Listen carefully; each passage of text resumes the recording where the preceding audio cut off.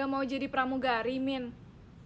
Iya Bu, ada apa Bu? Ada yang bisa saya bantu? Tapi mohon maaf sebelumnya Bu, ini saya kasih listnya dulu ya Bu. Jadi mengangkat koper 50.000, membawakan makanan 25.000, membawakan makanan dan minuman 100.000, mengajarkan pargoy 34.000, dan juga puk-puk di kepala 100.000. Ibu mau saya bantu yang mana? Loh, kenapa harus bayar lagi? Oh, memang ada tarifnya Bu sekarang. Emangnya saya babu disuruh-suruh, jadi harus bayar ya Bu? Bu nggak punya uang cash? Oh tenang, kita bisa transfer, bisa debit. Ibu mau yang mana? Eits, dan dulu tiket-tiket. Coba dibuka sendiri tuh tiketnya. Saya males megangnya. Oh ya. Silakan masuk.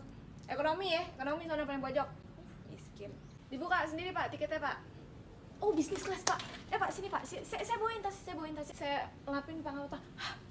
Ini enggak kotor muka Bapak ya. Deh.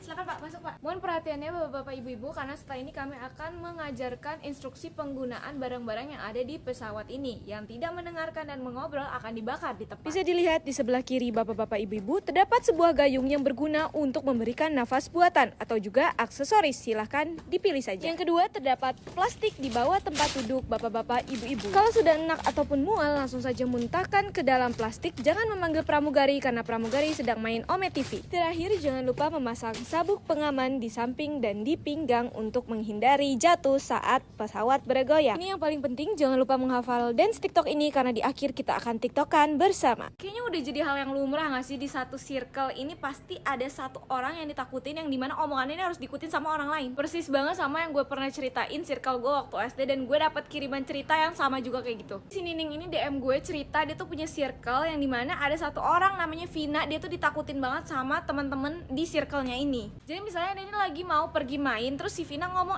jangan ke situ deh, gue males. Udah, teman-teman yang lain pasti akan ngikutin, ya udah jangan ke situ. Terus misalnya lagi jajan nih di kantin istirahat, Vina nih kalau beli makanan nggak mau makanannya dia yang pegang. Yang ngebawa makanannya Vina itu teman-teman yang lain. Jadi kayak berasa ratu banget gitu di situ ya, teman-temannya babu. Terus kalau si Vina ngambek, kita semua harus bujuk. Ada kali itu 2 jam buat ngebujuk Vina biar nggak ngambek lagi. Bahkan sampai pertemanan teman-temannya itu diatur. Jadi kayak Vina bilang, kalian jangan temenan sama dia deh karena dia bla bla bla. Pokoknya dihasut.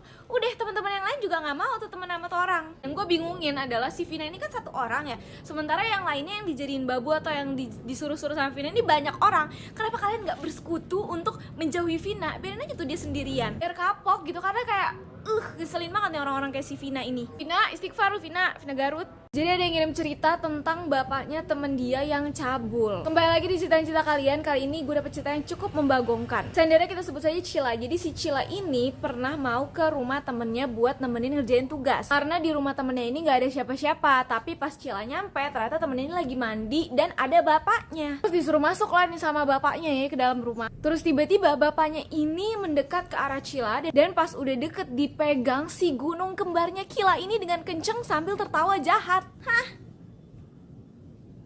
Gila kali ini ya, sambil tertawa cuy. Di situ Cila langsung nepis tangan bapaknya temennya ini dan pergi lari sambil nangis. Hati-hati deh lo sama bapak temen lo. Lebih mirip mbak-mbak kasir di mall deh kata gue sih.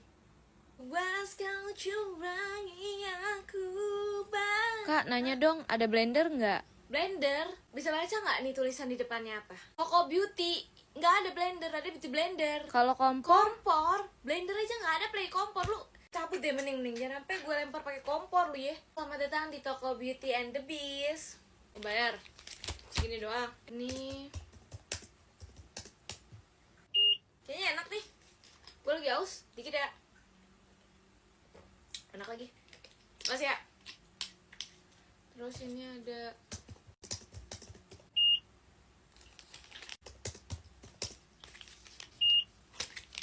totalnya jadi 555.371 perak. Nggak ada cash. Kita debit aja. Tapi karena mesinnya lagi rusak jadi transfer aja ya. Tadi dilebihin 10.000 ya tolong karena ada pajaknya. Wah, mahal banget pajaknya 10.000. Emang begitu, ada pajaknya emang di sini. Nggak jadi deh saya kalau kayak gitu. Harus tetap bayar, orang udah masuk kagak bisa di cancel. Udah buruan deh. Oke, udah masuk juga ya, thanks bitches. Ini barangnya nggak ada plastik, udah jangan manja, pegang aja sendiri. Gabut banget gue ini, orang kagak ada yang mau bayar lagi apa ya. Woi mbak. Ya, kok enggak sih, nggak manggil kok. Bukan. Salah denger kali ini kupingnya, conge. Mbak, mau nanya dong, kenapa? parfum tuh di sebelah mana ya? Parfum di sebelah mana? Nih Mbak, saya kasih tahu ya. Mbak ntar lurus 5 meter, abis itu nanti ada pertigaan. Tetap lurus aja, nggak usah dihirauin pertigaannya. Nanti belok ke kanan, turun ke bawah 5 lantai. Abis itu naik lagi 5 lantai. Di samping kanan itu ada halte Tanjung Barat. Langsung aja tungguin D21 Lebak Bulus. Naik aja, ntar turun di Padelangan. Di situ. Wah, jauh juga ya. Ya enggak. Ini kan di atas ada tulisannya Mbak. Ada make up, ada skincare, ada body care, ada parfum. Dibaca Mbak, dibaca. Keren banget pakai nanya. Kenapa balik lagi Mbak? Nggak nemu? Bukan Mbak, tapi saya bingung, rekomendasiin dong. Oh, rekomendasi parfum. Kalau saya lihat-lihat ya Mbaknya nih masih kuliah ya. Nah, cocok banget nih sama parfum ini. Jadi dia tuh wanginya floral, fruity gitu. Jadi kayak seger, tapi ada wangi vanilanya dikit juga. Terus cocok deh dia buat sehari-hari. Jadi dia tuh simple tapi mewah gitu lah. Ntar ya, saya ambilin dulu ya. Nih, ini itu Bay of Biscay.